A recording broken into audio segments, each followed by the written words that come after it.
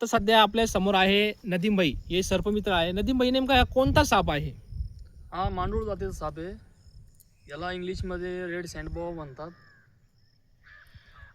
मंडूळ सापाला rescue करताना तुम्हाला लोकांकडून सर्वात जास्त विचित्र प्रश्न कोणता एक आला तो? लोकांचा प्रश्न असतो, हा साप लाखोमध्ये विकला जातो आणि या सापाला 2 तोंड असतात. या सापाची आंतरराष्ट्रीय बाजारात लाखो करोडो रुपयाची विक्री होते, या अफवेवर किती तथ्य आहे? काहीच तथ्य नाही याच्यावर. हे लाखो करोडो किंमत याची काही भेटत नाही.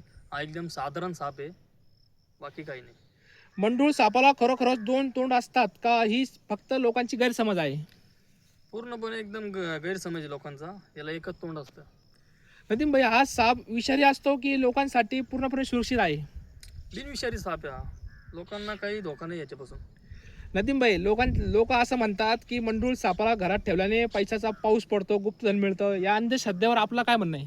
काहीच नाही, ही सगळी अंधश्रद्धा आहे. पैशाचा पाऊस वगैरे काही पडत नाही.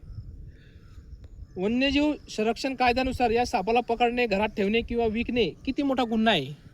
हा खूप मोठा गुन्हा आहे. 1972 नुसार त्याच्यावर कलम लागू होती आणि त्याला कमीत कमी 7 वर्षापर्यंत आतमध्ये बसावं लागेल आणि 10,000 रुपये त्याला दंड भरावा लागेल.